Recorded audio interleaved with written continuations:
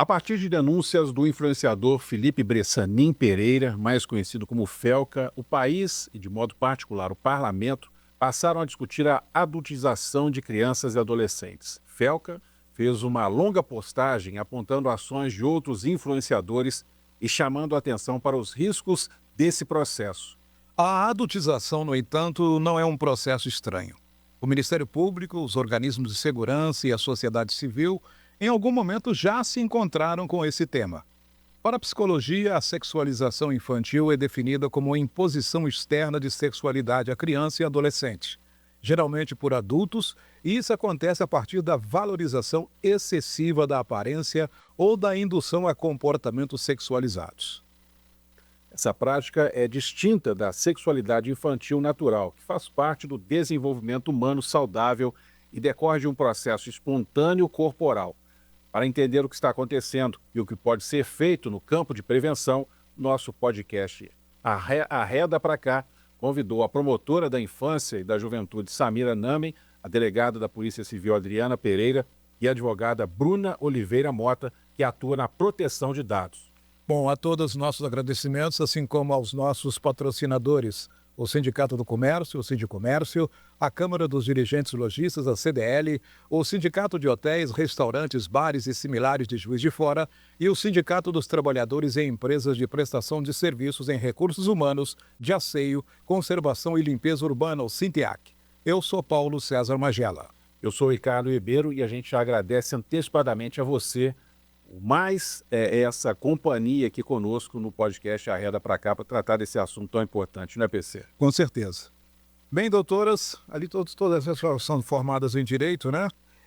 Na última quarta-feira, a Câmara dos Deputados aprovou uma lei de autoria do senador Alessandro, é do Espírito Santo, Alessandro Vieira, do MDB, que é um projeto que já foi relatado na Câmara Federal também, tratando sobre a questão da adultização de crianças. É uma PL contra esse fato, de autoria do senador, e também agora vai voltar para a Câmara. Bom, esse texto ele é um substitutivo que vai do relator e a proposta passada pelo Senado. Uma das novidades do projeto aprovado na Câmara é a previsão de uma autoridade nacional autônoma, entidade da administração pública, que será responsável por zelar, editar e também regulamentar procedimentos, além de fiscalizar o cumprimento da nova legislação. Enfim, ao fim e ao cabo, agora que o Congresso está se manifestando depois de tanta conversa e de tantas denúncias que vocês já acompanham no dia a dia. Muito obrigado. E a doutora, na delegacia, isso aí já é quase que uma rotina, né? Exatamente. Primeiramente, gostaria de agradecer a oportunidade de estar aqui, né, debatendo, discutindo um tema de tamanha importância, né, que é a gente pensar na questão da proteção ali da criança e do adolescente, né, e perceber como que as nossas crianças e adolescentes estão expostos a situações, principalmente na internet, né? Muitas vezes os pais pensam que a criança está ali dentro de casa protegida, mas naquele ambiente virtual ela está mais exposta a perigos do que a gente possa imaginar, né? Então, por trás, né, desse caminho aí virtual, a quantidade de crimes, né, que nós podemos nos deparar, né, e que verificamos a ocorrência aqui em Juiz de Fora, tanto em âmbito estadual também, em âmbito nacional, né, crimes relacionados ali principalmente ao assédio, né, porque de trás daquele joguinho, que às vezes tem um chat ali, tem uma sala de bate-papo aberta, a criança vai ter contato, por exemplo, com um pedófilo. E o pedófilo vai saber utilizar códigos ali e tentar captar aquela criança, né, para que ela possa ser manipulada ali e começa toda uma situação ali que vai gerar um assédio, né, vai gerar até crimes mais graves, né, posteriormente pode ser agendado algum encontro. Então a importância dos pais estarem muito atentos ali às redes sociais, né, a gente vê vários joguinhos que aparentemente são inofensivos, mas que crianças aí da faixa etária de 9, 10, 11 anos estão tendo livre acesso. Então a gente verifica nesse campo vários tipos de delitos ali contemplados, né, pelo Estatuto da Criança e do Adolescente E agora, né, a gente tem o projeto de lei, né, do dia 20 de agosto, aprovado agora pela Câmara, né, ele retorna ao Senado, até por conta de, ele não é o texto original, né, tiveram algumas substitutivos, então ele retorna para o Senado, né, são 16 capítulos ali distribuídos em 41 artigos, e ali a previsão, né, de um reforço, né, até das questões de proteção à criança e ao adolescente. Vamos voltar a falar sobre isso. Coisa. Isso não é novidade para você, não, né, doutora Samira? Bem, eu atuo na área protetiva. Exatamente. Criminal. Mas você já encontra isso diariamente, essa questão de proteção a crianças, assédios aí, né? Demais, porque hoje você tem assédio de tudo quanto é jeito. E a internet, ela é utilizada, inclusive, para ser praticado o cyberbullying, que afeta diretamente a minha atuação na promotoria da educação. O que a gente tem verificado hoje, na prática do dia a dia, é que existe uma gama de pais, uma variedade de pais enorme, que hoje tem também terceirizado a educação dos filhos para se ocupar. É muito bom, gente. A pessoa chega em casa, está cansada, ela tem que fazer a janta daquele dia, o almoço do dia seguinte, tem que fazer, né, a limpeza da casa. E aí o que ela faz? Ela entrega o celular para a criança que está assim. E como a doutora Adriana falando, não tem que contato, ela nem sabe o que o filho está fazendo, aonde está navegando, e ele está tendo contato com o mundo externo. Antigamente as coisas aconteciam na rua ficavam. Quando chegava em casa, você tinha dentro da sua residência um ambiente de família. A gente sentava ao redor da mesa para conversar, para cada um contar o que estava acontecendo, né? O que aconteceu durante o dia. Hoje não. O pai pega o seu celular e fica no celular. A criança e o adolescente pegam o celular e ficam no celular. E a partir daí a gente começa a ver. Os pais não estão colocando limite para os filhos. Porque eles não colocam limite, eles não sabem mais falar não. Os meninos acabam fazendo coisas que a gente nem entende por que estão fazendo. Acabam se comunicando com o mundo através da questão do jogo, porque eles entram no jogo. Os próprios meninos, ela falou do pedófilo, mas o assédio sexual também é cometido por adolescentes. Não é só adulto que comete. O adolescente tem um crime que foi feito, que pega muitas das vezes, a gente vê lá na prática do dia a dia, que é o stalking, né? Aquele menino que fica perseguindo e andando atrás de uma menina por um motivo ou por outro. Quer dizer, é muita coisa que a gente vivencia no dia a dia. Muita coisa.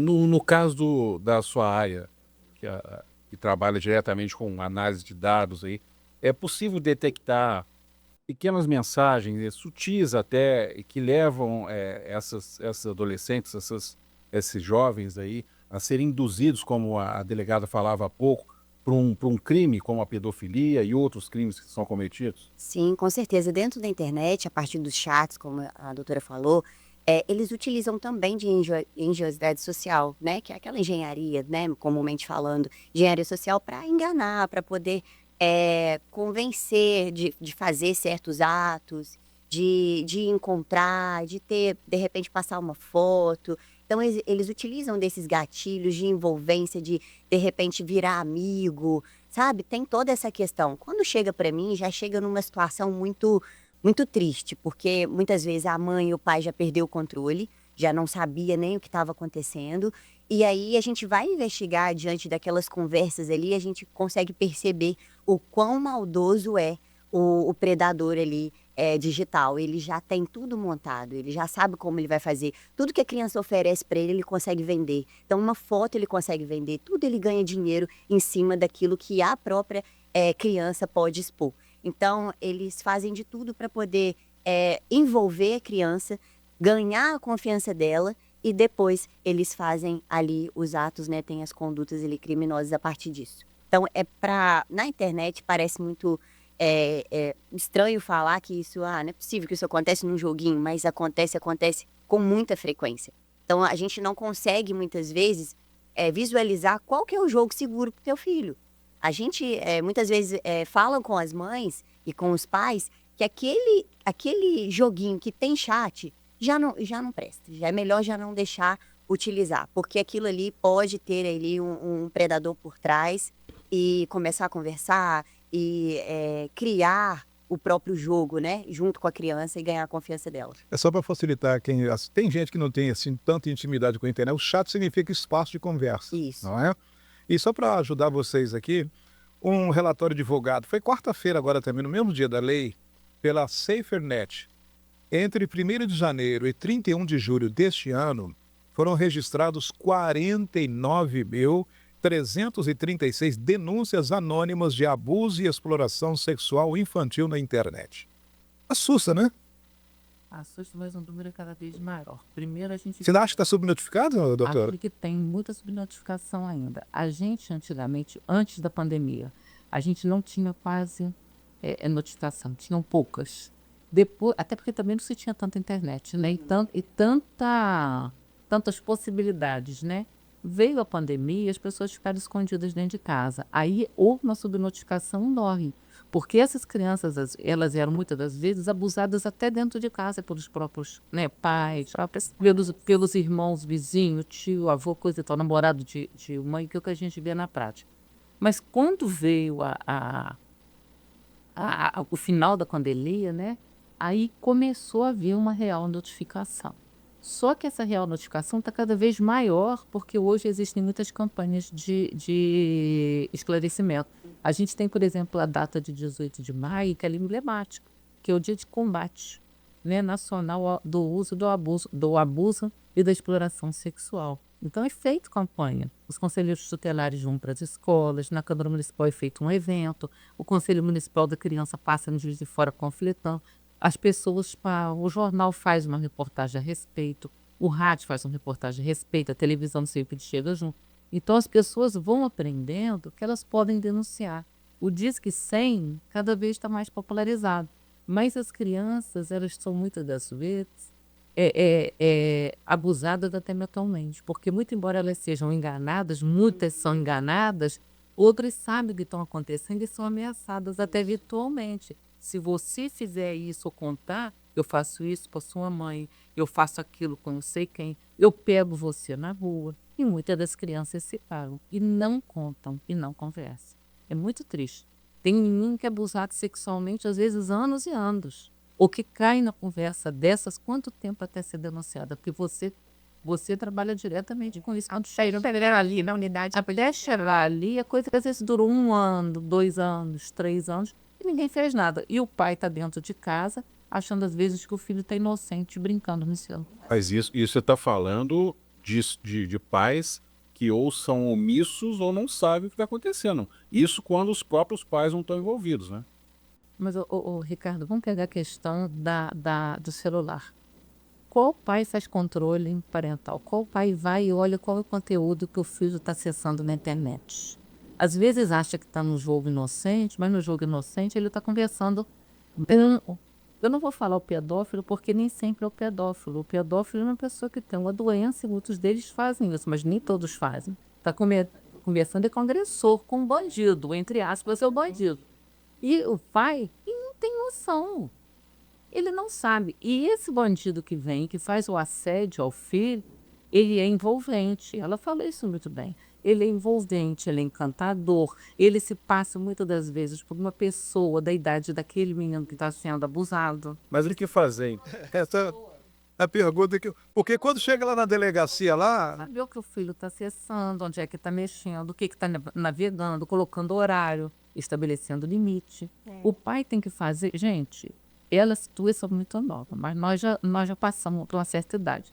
A gente vivia numa outra... Ele está rindo ali, mas a gente vivia... Não, eu sou veterano aqui, A gente vivia na outra época que a gente brincava na rua. Ah, sim, com certeza. Brincava na rua, a gente tinha os amigos. A gente sofreu bullying na escola, mas ficava na escola, eu não levava para casa. Resolvi. Hoje o mundo vai para dentro de casa. Mas, doutor Taramires, Tem que estar preparado. mas aí eu queria fazer uma abordagem para você. Nesses tempos pretéritos aí, talvez acontecesse se a gente não tivesse noção e não tivesse meio de divulgar. Porque aquele negócio, vamos brincar de enfermeira. O que é aquilo? Não é? Já acontecia aquilo naquela época, né? Nos tempos pretéritos, os pais eles eram mais presentes. Ah, sim. Eles olhavam o dever de casa dos filhos, eles não tinham uma vida tão polida. Gente, hoje a gente acorda cedo, a gente tem uma coisa encaixada na outra. A gente não tem tempo para respirar. Quando você chega em casa, você muitas das vezes está esgotado mesmo. Para o pai, é uma solução terceirizar a educação para o filho, para você levar o computador. Mas antes de vocês, o Ricardo fez aquela provocação, o que fazer? Mas antes disso, do Ricardo, eu queria pegar da doutora Adriana. Lá na delegacia, quando vocês recebem esses predadores, o que ele fala para vocês? Ah, eu não sabia o perfil desse personagem. Muitas situações, né? Aquele agressor, aquele autor, Eu fui abusado também. tem esse passado também. Geralmente o agressor, ele tem uma origem ali, né, de costumar ter sido agredido em algum momento ali da infância ou da adolescência. Muitos negam também, outros falam que não sabia a idade da criança, porque muitas vezes na criança tem 12 anos, ela fala que tem 18. Isso acontece muito também. A criança, ela quer ter acesso, né, ali àquele joguinho, aquela sala de bate-papo. E uma coisa muito grave que ocorre também, né? Esse autor desse tipo de delito, ele começa a induzir a criança ou adolescente, pede fotos, né? E nessa questão de pedindo fotos, a criança fica um pouco aprisionada naquela relação ali com aquele aliciamento digital. Ela tira fotos pornográficas, e aí já começa uma relação mais delicada ali. É o tal chat.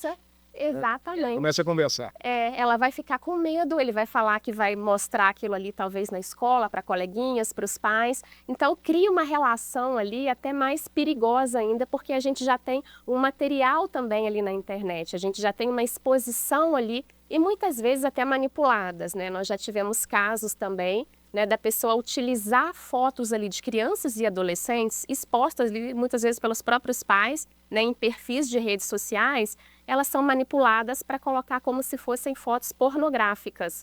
Então, é todo cuidado, né, que os pais devem ter, até com a exposição dos próprios filhos ali nas redes sociais. Então, por trás disso tudo, penso que o ponto primordial é o diálogo, né, o diálogo ali da família, da criança e da escola também, né, que acaba tendo um papel de grande importância também, né, que é o local onde a criança passa grande parte do dia, né. Deveriam ser realizadas muitas campanhas nas escolas, porque muitos casos começam ali com os coleguinhas, né? Você participou do jogo tal, você pode entrar na sala de bate-papo. Então isso começa muito ali na escola, dos coleguinhas estarem inseridos ali naquele joguinho, né? Tem muitos joguinhos violentos também, né? Alguns que assim a gente já conhece, são conhecidos, Roblox, Fortnite, Firefight, são jogos que a ideia ali é você matar o oponente.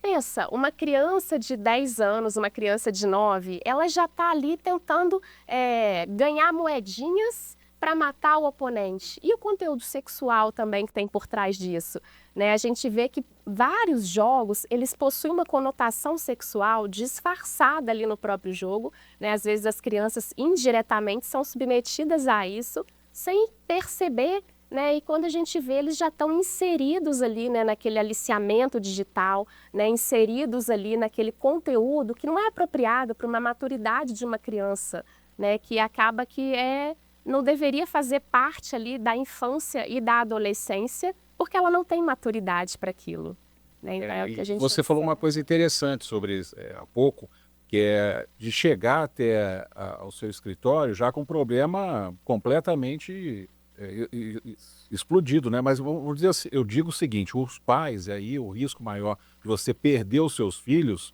é você também saber que eles podem ficar fora de controle. A gente teve em Itaperuna recentemente o caso de um jovem, de uma criança, adolescente, que matou os pais, porque na cabeça dele ele estava sendo cerceado, proibido de conversar com uma pessoa na internet. Isso é muito grave, né? A gente não sabe o que passa na cabeça de um jovem que está sendo todos os dias ali bombardeado com falsas promessas, né? A internet, ela é um ambiente muito envolvente mesmo. As próprias crianças, elas ficam envolvidas e atraídas por aquilo que elas veem dentro da internet. O caso do Felca ter vindo denunciar, eu acho que nivelou um pouco a sociedade na questão de informação, porque até então os pais acham que as crianças estão seguros dentro do quarto e não estão. Veio o Felca com essa, né, com toda essa abordagem, e alguns pais começaram a ficar mais preocupados. Mas o grande problema, que a doutora falou também, é a questão do próprio pai não conseguir ver a maldade que tem dentro da internet a partir de uma foto que parece fofa, mas que o aliciador ali, ou o predador, ele vai pegar e vai dar, inclusive, movimento para aquela foto a partir da inteligência artificial. Só te interrompendo rapidamente, fazendo um parênteses, eu acho que mais importante do que ele denunciar isso, que já existia, como a doutora Samira falou, é ele mostrar, e ele mostrou na live dele, como isso chega até a criança. Ele mostrou mecanismos, algoritmos e Isso. detalhes ali que a própria internet, a rede social leva a essas pessoas serem induzidas a isso. Ou seja, tecnicamente ele trouxe uma informação que muita gente não sabe. Isso. Deixa eu colocar mais um dado também, para complementar. Muitos pais também usam esses influenciadores para ganhar dinheiro. O Felca denunciou também. Eles usam as próprias. Exatamente. Assim, o Ítalo, por exemplo, que está preso agora, ele e o marido dele, ele usava as crianças para se apresentar com o incentivo dos pais. Não é o pai ou mãe, não. Os pais incentivavam as crianças a dançar e, com isso, uma menina engravidou numa residência que ele controlava e outros casos assim. Então, existe também o pai que não sabe o que está acontecendo e existe o pai que usa aquela famosa antiga lei dos gestos, achando que vai tirar algum tipo de vantagem também. TikTok monetiza. Então, olha só. São conteúdos que são monetizados. Isso é o que mais assusta. Na verdade, uma discussão que a gente tem que ter, porque até onde está a ética do próprio algoritmo? Então, como que a gente vai fazer? Será que vai ter que mudar uma programação do próprio algoritmo para parar de expandir esse tipo de conteúdo e não chegar a afetar os direitos ali da criança? Os pais, até então, eles têm hoje muitas ferramentas já de controle parental, mas eu entendo que dentro da internet eles não sabem o que significa cada coisa. Então, quando a gente vê lá o Felca expondo aqueles comentários com GIFs, aquilo tudo para burlar a investigação que eles utilizam, códigos e tudo mais, o pai não sabe o que é aquilo. Tá vendo um negócio piscando bonitinho lá, ele não tá ligado que aquilo ali é um código malicioso, né? É um código do próprio predador ali para identificar que ele tem um grupo que quer que vão na página dele, que da página dele já vai para outra página. Então tem essa questão também de uma página jogar para outro conteúdo. Então é muito complicado. Para os pais, cada vez mais as informações têm que chegar, têm que se interessar, porque começa dentro da família, começa em casa. Então, se o pai ou a mãe eles forem negligentes, omissos ou terceirizarem, como a doutora falou, a criança está cada vez mais exposta a muitos perigos ali na internet, com predadores que estão ali prontinhos para poder pegar o filho dele. Gente, não precisa ir muito longe, não. A gente tem filhos aí, ou sobrinhos e tudo mais. Se você pegar o celular e a conversa deles, eu não consigo entender o que eles estão falando. É tanta abreviação, é tanto Códigos, termos gírias. Eu não consigo, não sei o que eles estão falando. Às vezes é uma gíria que você acha de um jeito, é de outro. Pô, é uma loucura isso. Tem um ponto também muito importante que chega para mim, que é o caso dos influencers mirins, dos atletas mirins. Então, depois que teve essa denúncia do Felca, eu não sei se a Meta ali, de alguma forma, ela quis dar um jeito nessa situação, ela começou a banir em massa vários perfis, inclusive, né, pelo menos é o que aparenta que aconteceu depois disso, começou a banir vários perfis de crianças, atletas, inclusive, que não tinha ali conteúdo impróprio, mas que a gente percebe que há ali um mercado, né? Há um negócio ali naquela questão do atleta mirim. Ele precisa daquela conta para patrocínio, para conseguir, né, as suas parcerias. Então, são várias situações que a gente tem que analisar, porque muitas vezes o conteúdo daquela criança não é impróprio. Os pais não estão ali omissos, eles sabem o que estão fazendo ali. Mas mesmo quando a criança não está ali exposta de maneira imprópria, ainda assim elas podem ser vítimas. Eu queria pedir vocês três aí, quem tiver com a memória mais fresca, por favor, pode começar. Eu acho sempre importante a gente mostrar, obviamente que trazendo aqui toda uma preocupação de não expor o caso em si. Mas eu acho importante trazer um caso que vocês passaram recentemente sobre esse assunto para mostrar como é que isso acontece, para que as pessoas possam entender na prática o que é que a gente está falando aqui. Vocês têm recentemente um caso para demonstrar isso, para mostrar como é que isso chegou a esse ponto? Todo dia. Ela tem todo dia. Temos, né? É triste a gente dizer que tem vários casos, mas eles estão cada vez mais presentes ali, né, na nossa rotina, né? São casos principalmente envolvendo adolescentes, né? Nós tivemos em outra cidade, tivemos em Belo Horizonte um caso ano passado, outro também parecido aqui, né? Não posso entrar mais em detalhes, mas são situações de adolescentes ali que acabam utilizando fotos de coleguinhas, realizando montagens daquelas fotos de coleguinhas, colocando partes íntimas ali das coleguinhas e expondo, né, entre eles, seja em grupos de WhatsApp, redes sociais. Então, já tivemos notícias de situação assim, né, ocorrida até em interior de colégio, que começou ali, né, com aquela questão de divulgação ali das fotos das coleguinhas feitas por próprio colega de turma, de escola ali, né, que às vezes tem um conhecimento mais apurado ali. Hoje em dia, com a inteligência artificial também, né, acaba sendo muito fácil pegar uma foto, manipular, fazer aquele tratamento digital e a foto está circulando ali como se fosse uma foto. O rosto da rosto criança, da daquilo. adolescente e o corpo de outra pessoa. Em movimento. Inclusive. Exatamente. Não, com a voz, inclusive, né? Agora, a responsabilização, como fica isso? Você que lá no Ministério Público, quando você... Responsabilização, ela é criminal ou infracional, se for um adolescente que faz. A doutora apura, ela às vezes defende, e o Ministério Público é o juiz de direito que vai analisar o crime que tem e vai apenar aquela pessoa. Mas nada impede que um pai ou uma mãe entre com uma ação também de indenização na área civil, pedindo ressarcimento por toda o vexame, todo o constrangimento que aquela criança passou ou aquele adolescente. Mas a gente está com um problema aí, doutora. A responsabilização de que as Big Techs, por exemplo, são as responsáveis ou quem fez a postagem? Porque As pessoas que fizeram a postagem, elas já não podem pensar que elas são. E isso eu acho importante falar, porque as pessoas acham na internet que a internet é terra sem dono, é terra sem lei. E não é. Você consegue identificar quem é que fez a postagem, consegue identificar o IP e consegue processar. Hoje eu acho mais difícil, porque antigamente a gente entrava com a ação para poder cair a página, rapidinho, eles tiravam a página do ar e mandavam endereço. Agora eles fazem tudo para não dizer quem é. Eu não sei se você tem essa experiência. Exatamente, tem muita experiência, né? A última que eu tive foi um horror, porque eles não queriam dizer quem era, aí o juiz foi oficiou falando, eu tenho que saber quem é, aí eles mandaram o celular. Aí o celular a gente oficiou a diva e a diva acabou informando quem era o titular da linha. E que tinha feito a postagem no Instagram, porque era uma postagem no Instagram tentando realmente fazer um abuso sexual, né, uma aproximação para você conseguir alguma coisa.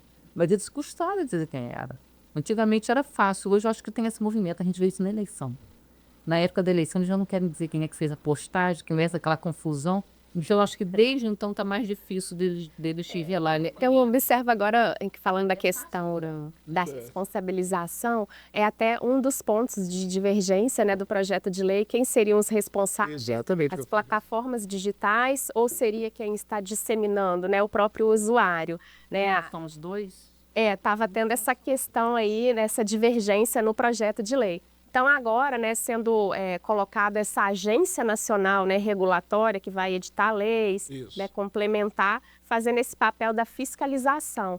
Mas a gente tem também, né, o marco civil da internet, da questão ali também de responsabilização por conteúdo publicado, né, das plataformas digitais, né. É importante, né, essa regulamentação para que haja essa responsabilização, além do usuário, de quem está produzindo, dirigindo, divulgando aquele conteúdo, né, daquela plataforma digital, de ter um controle ali, né. É essencial ter um controle, né, colocar um controle mais rígido ali para dificultar até a questão do acesso também, né, na hora de fazer o registro, o cadastro, de ter uma forma ali, né, um dos pontos também, né, verificados no projeto de lei é que agora independe de ordem judicial para cessar aquela publicação, né, ela pode ser feita, né, parece que agora pelo Ministério Público, né, por órgãos da sociedade civil. Então, tem questões assim muito importantes sendo discutidas justamente nesse contexto que a gente está vivenciando ali, né, que necessária a proteção da criança e do adolescente nesse ambiente digital,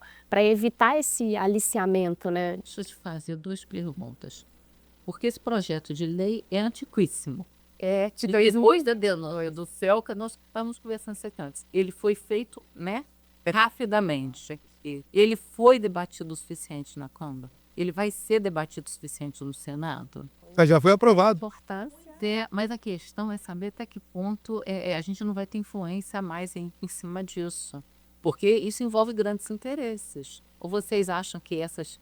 Não é? Eles têm interesse de serem, em tese, investigados, censurados e questionados?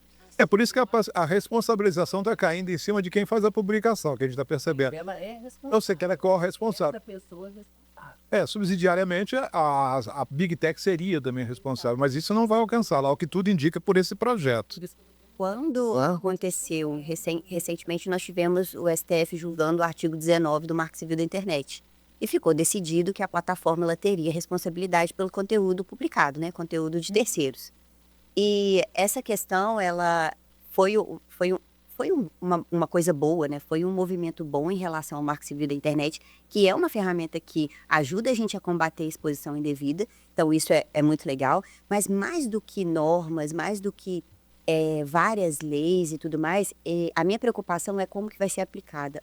Quando é que vai ter eficiência prática nisso, quando acontecerem, né? E está acontecendo a todo momento, os delitos aí dentro da internet. Então, estão preocupados muito em aprovar, em fazer, mas tem muitas lacunas, muitas ainda discussões. Como que vai ser essa agência reguladora que vai fiscalizar? Por exemplo, nós temos na Lei Geral de Proteção de Dados a ANPD.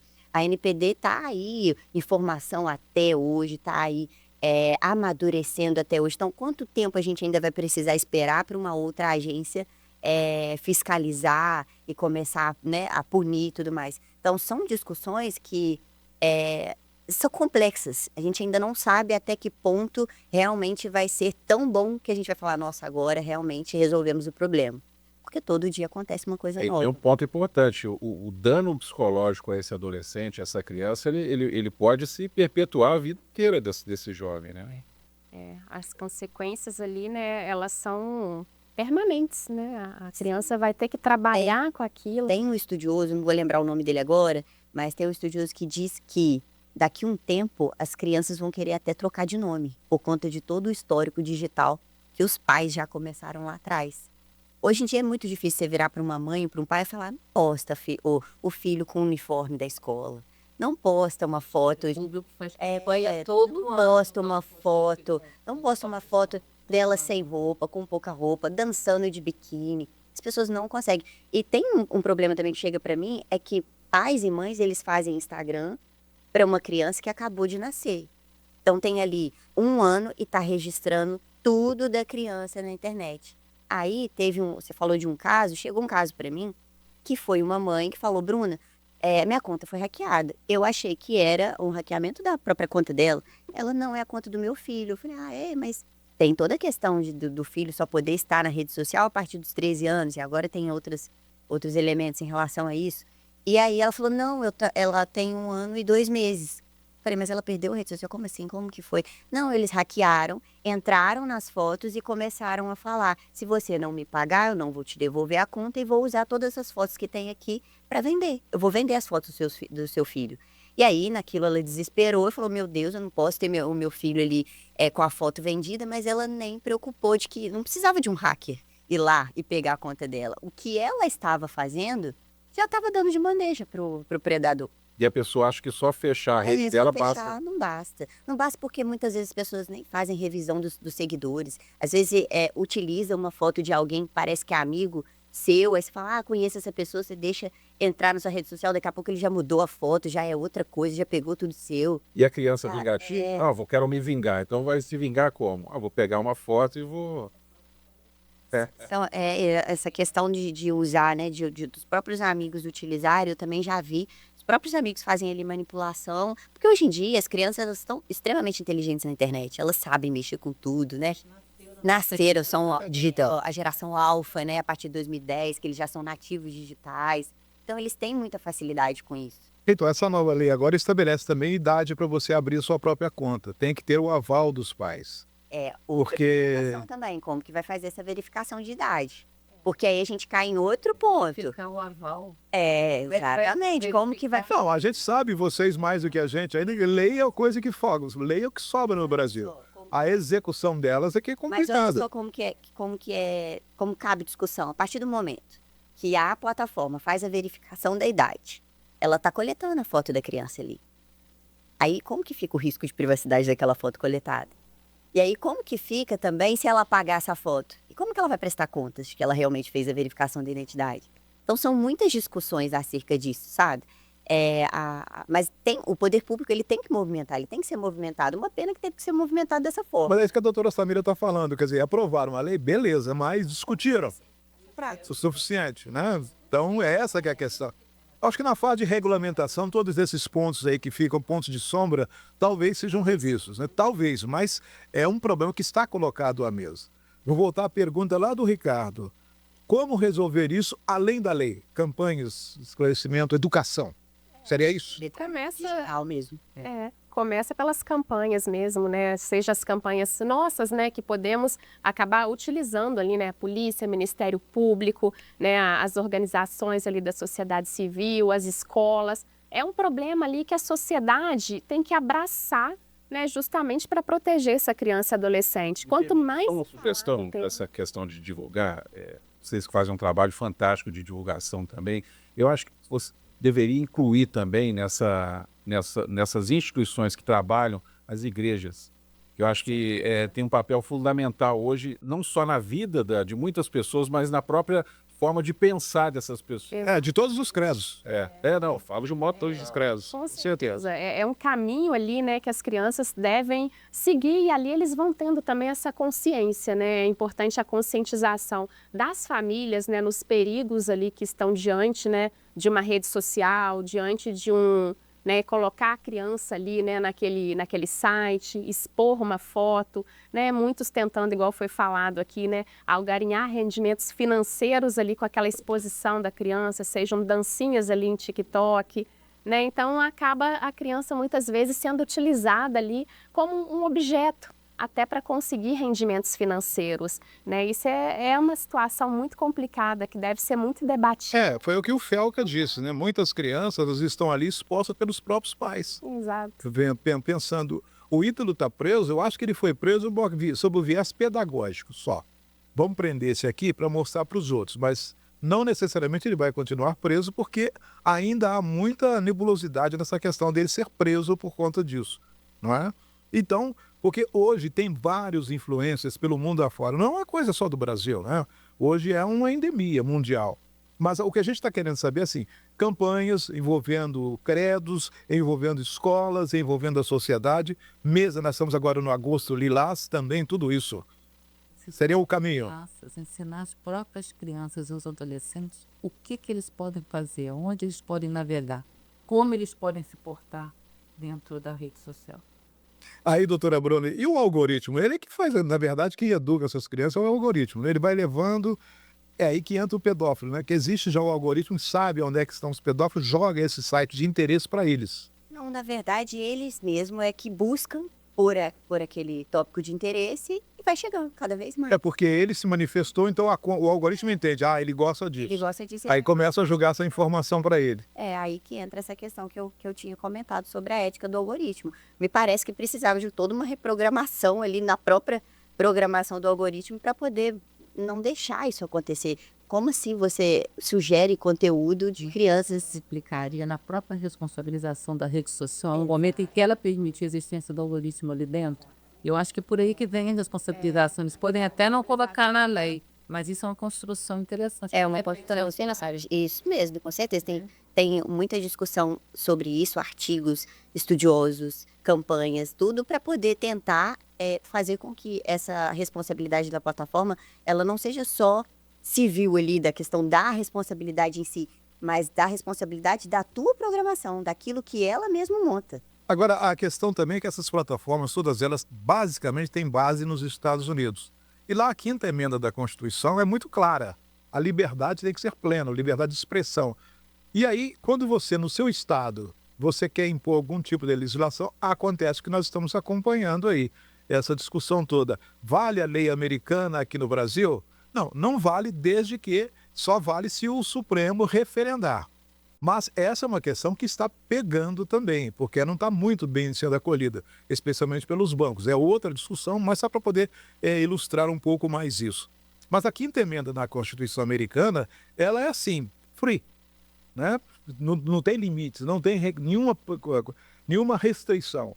E aí, como você vai penalizar quando você penaliza uma empresa que não tem sede no Brasil, elas têm escritórios aqui. O escritório responde. Mas quando você impõe algum tipo de penalidade ao escritório, há riscos, inclusive, da própria Big Tech falar assim, então a gente vai sair dali. Só não sai porque tem interesse financeiro também. Mas essa é uma questão que está caminhando também para o viés ideológico. E o Brasil também é uma das... Já está no viés ideológico, né? O Então, Brasil é um dos países que mais se utiliza rede social, principalmente o WhatsApp. sim, está entre os 5 maiores usuários de redes sociais. E tem outro ponto. A gente está conversando aqui de um assunto aleatório. Quando você abre seu celular, aparece muita sugestão ali daquilo que você estava falando. Então, assim, o próprio mecanismo. Não, o algoritmo te oferece aquilo que você ainda não sabe que você precisa. É o consumismo. Exatamente. Vai incentivando, te levando ali para um consumismo, né? E aí nessa questão a gente vê também as apostas, né? Abre o celular ali, você consegue ver jogos aparecendo ali na sua tela, né? Às vezes a criança está assistindo algo que aparentemente é inofensivo, seja um desenho, aparece ali por conta dos algoritmos aqueles joguinhos e de repente ela começa a ir para esse caminho aí também de jogos, apostas, e são situações que levam a crimes muito graves ali, né? A pessoa cria uma dependência, né? Essa questão de jogos de apostas, a questão dos desafios online também, esses jogos de RPG, né? A gente já teve casos assim, não especificamente aqui, mas de desafios que levam até o autoextermínio, né? A gente consegue ver, a gente tem desafio da baleia azul, da baleia verde, que você teria que fazer 50 desafios, né? Alguns consistem em se cortar, cada dia é um desafio. Então, tudo isso vai aparecendo. Então, creio que uma forma de blindar as crianças e adolescentes é justamente o ponto que você tocou, né? Da gente participar dessas campanhas, conscientizar as crianças, os pais, né? Todos os envolvidos ali, né? Para que as crianças também estejam atentos, os pais estejam também atentos ao que o filho acessa na internet, né? Existem aqueles controles, né, parentais de tempo, de qualidade, né, de não poder acessar. Inclusive essas salas de bate-papo dentro desses joguinhos, elas podem ser bloqueadas. Então, estar atento a esses mecanismos ali de bloqueio para a criança não ter acesso ao que ela não deveria acessar. Pela sua experiência, qual a idade e a pessoa deve ter já o celular? Criança em idade nenhuma, né? A criança tem que ser criança, brincar, correr. Você fala até que idade, assim, criança média? Até 12 anos, o ideal era que não tivesse. Ai de você se não arrumar um telefone para uma criança de 12 anos. Dá problema em casa, ela vai brigar com você. Agora, um ponto positivo é que nas escolas, né, agora as crianças não podem utilizar celular, né? Isso é um fato para a gente comemorar, né? Porque creio eu que até as escolas estavam encontrando dificuldades, né? Eu já ouvi relatos de crianças que no momento ali de recreio, né, ao invés de conversar com os colegas, ficavam ali individualizadas ali com um contato só com o telefone celular. Então, é voltar à infância, à juventude, né? Tentar agregar ali aos valores sem partir para a rede social. Esse seria o ideal, né? A criança... A gente está falando sobre criança e adolescente porque é a nossa pauta, mas o uso, por exemplo, do WhatsApp é uma rotina entre adultos também de todas as faixas. É muito comum hoje você ver em restaurantes, por exemplo, as pessoas conversando pelo WhatsApp. Eu estou aqui, a doutora Bruna está lá na ponta, em vez de conversar com ela diretamente, eu estou mandando uma mensagem aqui. Olha que situação nós chegamos, né? É uma realidade. O meu temor, porque isso é um dado irreversível. Não nos iludamos que vamos voltar ao tempo de, não vamos conversar mais. Isso é uma realidade que vai se acentuar com a inteligência artificial. O que a gente está perguntando para vocês três aqui, principalmente, é como pelo menos mitigar o que vem pela frente. Eu creio que é pela educação. É o caminho. Dentro das famílias, que tem que haver cada vez mais diálogo sobre isso. E os pais também precisam dar exemplo, que não adianta cobrar da criança que ela não pode pegar o celular se ele, né, mesmo não consegue tirar o celular da mão para poder dar atenção. Isso é uma situação que muitos pais passam mesmo. A gente tem até agora o engarrafamento do WhatsApp, vocês já viram isso? sinal abre, o cidadão está no WhatsApp e ele continua parado. Aí tem que estar buzinando, vai travar. Até isso é uma realidade hoje. Se o sinal, exatamente, se o sinal abriu e o parceiro da frente não foi, pode ter certeza que ele está na rede social. Agora, essa pessoa que é punida por esse crime, né, virtual, ela fica muito tempo presa? Aí nós estamos com o Ministério Público e a delegacia aqui, ó. Nós temos as penalidades lá do ECA, né? Nós temos o Código Penal também que prevê a questão da corrupção de menores, né?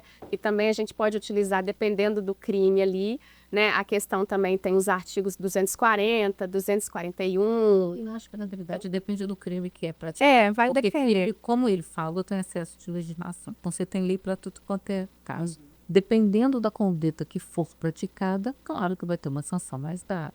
Aí depende do que Eles podem ser mais ou ali responsabilizados. Agora, a gente também tem, já foge da nossa conversa aqui, hoje, uma legislação que é feita para as pessoas não ficarem tanto tempo na cadeia, porque você fica um determinado número de anos, né, condenado, mas você não vai ficar tantos anos preso.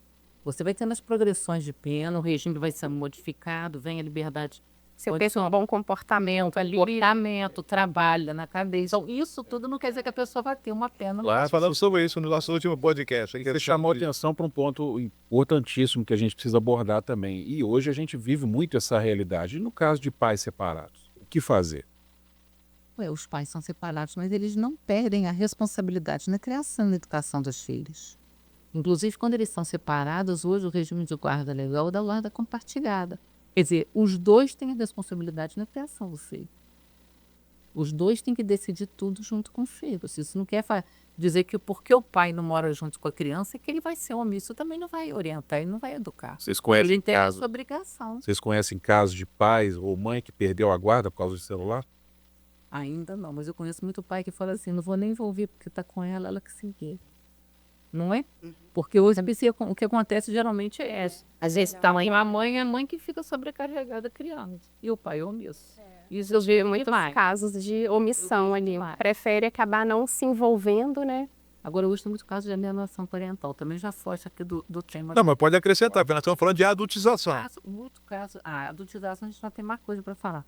Mas tem muito caso de alienação parental. E que o pai, muitas das vezes, tenta manipular o filho, inclusive quando ele está, a mãe tenta manipular o filho quando está com o pai, mandando mensagem pelo celular. Isso acontece demais. Em relação a isso também, tem os casos em que, por exemplo, os pais são separados e a mãe, vamos supor, a mãe não deixa a criança ter celular em casa. Aí o pai vai dar de presente, ele vai e usa a rede social na casa dele.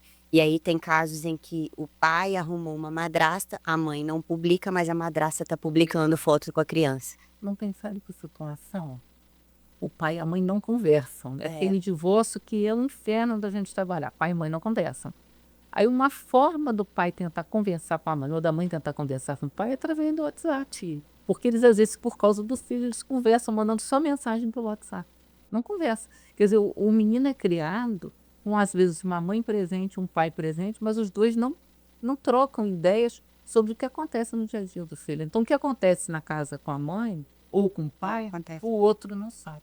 Nem tem noção. Eu perguntei até por isso, porque muitas vezes a criança ou o adolescente é levado por uma figura de uma pessoa que está seduzindo ele e com palavras, com mensagens que ele não tem em casa, seja da mãe ou seja do pai. Ele pensa, estou sendo acolhido aqui. Estou recebendo um carinho que eu não tenho em casa. Então, ele começa a ficar seduzido ou seduzida por aquelas mensagens de quase que uma coisa paterna ou materna que ele não tem, que ele não vive. E eles aproveitam exatamente disso. As vítimas mais vulneráveis, né, são crianças que às vezes passam por uma depressão, às vezes tem uma carência ali, né, muitas vezes até de presença. Então ela vai buscar, né, uma inspiração, vai buscar uma referência, seja num influencer, seja em alguém que está postando vídeos nas redes sociais. É próximo. Exato. E aí elas estão numa presa. Eu tio, depois eu não sou tio do fulano, não tem vinculação, nenhuma ligação não, mas eu tio. Esses predadores digitais, eles observam a criança. Eles não vão do nada, acha a criança, começa a falar com ela, não. Ele vai observando. Isso acontece também, por exemplo, com adultos, idosas, ou viúvas, que começam a se relacionar por meio daquela questão, né, de relação amorosa ali na internet, achando que é um ator, achando que é alguém que ela conhece, e faz a mesma coisa, ele aproveita da vulnerabilidade. Aí de outras situações fazem a mesma coisa com a criança, eles observam tudo. E esse treinamento é fácil. Você fala em adultizar. Não é adultizar uma criança, um adolescente. Ensinar que tem que andar com salto alto, com a maquiagem, colocar uma roupa que um adulto usa, já para sair, sabe, né? Do jeito mais sedutor. Isso é adultizar. Mas se a mãe ou o pai não conseguem controlar, não seria o caso de buscar um especialista, um psicólogo? Com certeza. Claro, exatamente. Agora, olha, os pais hoje não ensinam uma criança pequena a brincar. O cérebro humano ele é desenvolvido 90% dele, dos 0 aos 6 anos. Os pais hoje não pegam as crianças até 6 anos e brincam com ela. Estimulam ela, que meu pai que senta, joga bolinha e pega bolinha. Vai montar um quebra-cabeça, Quebra-cabeça, aquele coisinha de brincar. Andar de bicicleta. Isso. Andar de bicicleta. Eles pegam, mandam para uma creche em que eles esperam que um professor e o auxiliar ou Contrata. ajuda, ou então contratam uma vaca fazer. O pai e a mãe, eles não estão ensinando o filho a brincar. Então, como eles acabam não tendo muito aquele contato mais próximo nem nada, eles também não sabem falar, não. Eles Eles terceirizam. Eles não sabem falar assim, olha, isso você não pode fazer. Por que você não pode fazer? Porque a criança tem a fase do porquê. Porque não é legal. Porque vai te fazer mal. Porque ele não vai te fazer bem. Você não sabe com quem você está conversando lá. Ah, mas fulano faz. Ele vai responder assim. Mas eu falava com os meus filhos. Não é todo mundo. Sou a mãe eu não sou a mãe do fulano. Agora, o que ela falou, ou certo, a gente hoje tem que sentar com o filho e ensinar, e conversar, estabelecer um diálogo. O menino, quando ele vai até os 18 anos, ele é adolescente, ele está com a personalidade de formação, e só forma, e o cérebro humano também só acaba, os outros 10%, aos 21 anos. Então, ele, como está em formação, ele tem o direito de errar, ele tem o direito de cair, ele tem o direito de quebrar a cara, de fazer as coisas erradas. E o pai tem a obrigação e o dever de ensinar, de orientar, de colocar limite, de estabelecer o que pode e o que não pode ser feito. O menino quer sair e voltar para casa 3, 4 horas da manhã. É normal, menos de 13 anos, fazer isso? O pai não pode deixar, fecha a porta, não deixa. Por que não se coloca limite? Por que os adolescentes hoje acham que mandam no pai e tem que ser do jeito que eles acham que tem que ser? É porque o pai ensinou aquele menino a não ter limite. Eu faço muito palestra de bullying em escola, mas muito, muito, muito, muito. Aí, na hora de explicar para os meninos, eu falo com eles assim, olha, você tem o sujeito ativo, que é quem comete o bullying. O sujeito passivo, que é quem sofre o bullying. Mas a gente tem mais um sujeito aí. Quem que é o outro sujeito? É o espectador. Aquele menino que está vendo o bullying acontecer, que está parado assim, o que ele está fazendo? Ele está vendo e está se calando, então ele está consentindo que aquilo está acontecendo. E aquele que é o espectador ativo, que fala assim, aí, vamos fazer, e estimula, ri, o que ele está fazendo? Ele está dando pouco para o outro direitinho. Então, ele também está estimulando. Aí, quando chega nessas escolas, eu falo com os meninos, mas você acha isso certo? Não é legal. E vai conversando, vai conversando. E aí, depois, os professores pegam e fazem trabalhos com os alunos em sala de aula. E os professores depois mandam mensagem, olha que interessante quando fala do espectador. Todos colocam nos trabalhos que vão fazer do espectador. Quer dizer, a gente acostuma, na realidade, hoje, a ver as coisas acontecerem e a gente não faz nada, é como se a gente não importasse. Porque a gente tem uma vida tão atribulada que a gente nem lida. E os pais, parece que eles estão anestesiados pelo excesso de problema, de trabalho, de tarefa, de coisa, de compromisso. É difícil ganhar dinheiro hoje, é difícil demais. Você arrumar um emprego com estabilidade e você consiga trazer dinheiro para casa. Muitos pais são massacrados pelos compromissos. Mas eles vão ficando tão anestesiados dentro dos problemas que eles se esquecem que o filho que eles criaram, que eles geraram, precisa de algo a mais. Precisa do carinho, do afeto, precisa do brincar, precisa do ensinar e precisa do limite. A rede social, a adultização, isso tudo mostra para a gente no final, nessa conversa nossa aqui, que um dos grandes problemas que a gente tem é que os pais também precisam aprender a ser pais. Porque ser pai é muito difícil. Nós somos pais. A gente sabe que não tem um caderno de receita, gente. Não é bolo, não tem fórmula mágica. Tem hora que você fala não pode e você fica pensando, mas será que não pode mesmo? Será que é o certo? Porque a gente não sabe. É muito difícil ser pai. Então eu acho que a sociedade ela precisa também se reinventar. Quando a gente era criança, era um pouco mais fácil, porque a gente não tinha tanto problema, a gente não tinha tanta expectativa, a gente conversava mais com o pai acompanhava mais, né, o desenvolvimento da gente, e a gente aprendia a estabelecer relações sociais, porque a gente ia para a rua e brincava, ia para o colégio, tinha um recreio que era um momento de confraternização. Hoje tem que ter uma lei para proibir que o celular seja utilizado na escola para as pessoas passarem a conversar e olhar um para a cara do outro, um a bater papo com o outro. Então, eu acho assim que tem essa conversa, não rende só Não rende só.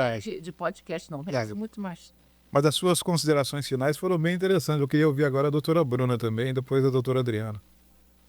Bom, nesse contexto, assim como a doutora falou, a complexidade ela é muito alta, tanto para aplicação jurídica, quanto para uma questão psicológica também das crianças, mas mais ainda voltando para dentro de casa. Então, toda essa discussão que nós temos aqui, nada mais é que dar ainda mais informação para os pais, para quem nos assiste, que a conversa, a discussão, ela é muito mais complexa do que a gente imagina.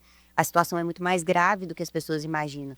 Então, é um modo que a gente tem de fomentar e instruir ainda mais a sociedade em relação a esses perigos, tanto da internet, quanto o próprio bullying na escola, como deve ser feito, a conversa dentro de casa, como que os pais precisam se posicionar, porque, infelizmente, agora a gente tem que ensinar que os pais têm que voltar para dentro de casa, conversar com as crianças, porque eles precisam saber o mínimo daquilo que está sendo feito dentro da internet ou qualquer lugar que a criança esteja.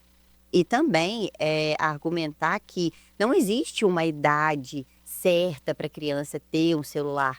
Eu acredito que a criança ela tem que ter um celular a partir do momento que ela precisa dele por um motivo. O motivo, vamos supor, precisa falar com a criança no telefone, ela vai de uma escola para o inglês, aí precisa ligar para o pai, então ela precisa conversar com ele por meio do telefone, ela não precisa da rede social, ela não precisa de um WhatsApp de repente, sabe? Então isso é tudo um diálogo que a criança e os pais precisam ter para saber ali qual que é o melhor momento de dar um celular para a criança. Eu, que tenho uma filha de 5 anos, eu já decidi, minha filha não vai ter celular enquanto eu puder não deixar.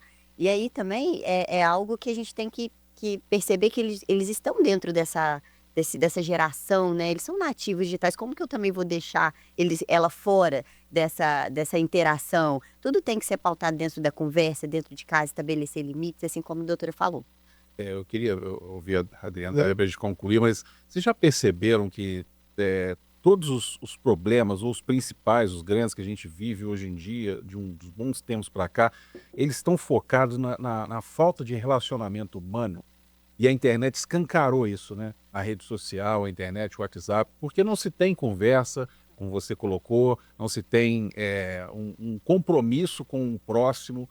Dentro de casa, imagina fora. Se você não consegue cuidar daqueles que estão ali no mesmo teto, né, na mesma sala, como é que você vai se preocupar com quem está do outro lado da parede, ali na rua, o seu vizinho? Eu acho que tudo passa, né? Eu tenho conversado muito sobre isso em casa, com as pessoas mais próximas. Eu acho que a gente perdeu, né, e a pandemia talvez tenha sido ali um divisor de águas nesse sentido, né? Eu imaginei até que a gente fosse ficar mais próximo por causa disso, porque todo mundo foi para casa, né? Se concentrou ali dentro da sua própria casa, e na hora de sair, eu acho que a gente saiu de uma forma até pior do que estava antes, mas eu não queria Nem queria sair, né? Exato. Ia ficar dentro de casa. A gente, né, até observa, né, que os números, né, principalmente de crimes no ambiente doméstico, eles aumentaram consideravelmente durante o período da pandemia. Né? Em tudo a gente vê que nós estávamos todo mundo um estresse intenso, né? Estávamos sob estresse, né? Não era uma reclusão voluntária. As pessoas se viram ali, né, obrigadas a uma situação, né, de proteção ali, tendo que ficar juntas, sem comunicação com outros ambientes, né, o que acabou reforçando essa questão de violência. Mas penso que, né, retorna a questão do diálogo, né, para que a gente possa proteger, né, essa faixa etária ali de criança e adolescente, é o diálogo, é a conscientização ali, né, das crianças, das famílias, tentar voltar a ter o contato presencial, né, é o que a gente fala, o contato presencial é aquele que a gente está conversando, olhando nos olhos ali, né, que a gente discute ideias, porque hoje está ficando muito superficial, né, nós observamos inclusive as relações. Então, é voltar a ter aquela conversa, né, com as famílias, com os amigos, a forma presencial mesmo, para a criança estar mais protegida, né? É tudo a partir ali da conversa, né? Creio que esse é o ponto principal, né? Se a gente for pensar em termos preventivos, claro, né? Nos regramentos também, a imposição de limites, né? A imposição de regras mais rígidas ali na questão dos meios de acesso ali para crianças, adolescentes, mas também, né, enquanto pudermos fazer a nossa parte ali nesse papel de conscientização, de conversa com as crianças, que ela não pode conversar com o estranho ali na rede social. A gente não fala com a criança, não conversa com o estranho, né? Se alguém te chamar do outro lado da rua, né? Não, na internet é a mesma coisa, né? Não se abra ali para conversar com um estranho, não abra uma sala de bate-papo. Se for um jogo violento, não acesse novamente, né? Além das proibições, é essa conscientização ali da família acompanhar também, né? Não só a questão do tempo da criança, né, numa rede social, num joguinho, mas a questão da qualidade, né? Porque banir também não é o caminho, né? Inclusive existem muitos jogos ali educativos, né, relacionados a raciocínio, que podem inclusive ser jogados com a família inteira presente ali e ter um ponto positivo. A questão é justamente esse controle ali dos pais e essa conscientização ali, principalmente na família, né, que é a base, e depois partindo, né, para outros eixos ali da sociedade, mas começando ali dentro de casa, né, já que muitas vezes a criança vai estar fechada ali dentro do quarto, na frente de uma tela de computador. Então é justamente esse diálogo para evitar esse tipo de situação. Bom, quero agradecer a delegada Adriana, a promotora Samira e a advogada Bruna por enriquecer, né, esse tema que é só uma primeira discussão dentro do nosso podcast aqui, mas a gente vai tratar desse tema outras vezes, que a gente não pode deixar de falar disso, né, Cris? Esse leque vai se abrindo, né? Nós começamos com a adultização, daqui a pouco nós mudamos para a questão da segurança das crianças, da educação, enfim. É uma pauta muito ampla, porque o mundo digital também não tem limites, né? Quero agradecer mais uma vez as 3 convidadas, ao PC mais uma vez pela parceria, a você que nos acompanhou até esse momento, agradecer ao Sindicomércio, à CDL, ao Sindicato dos Hotéis, Restaurantes e Bares Similares de Juiz de Fora, ao Sinteac, obrigado pela parceria de sempre. E a gente volta a conversar na próxima semana com mais um tema aqui no Arreda Pra Cá. Obrigado, boa semana e até lá.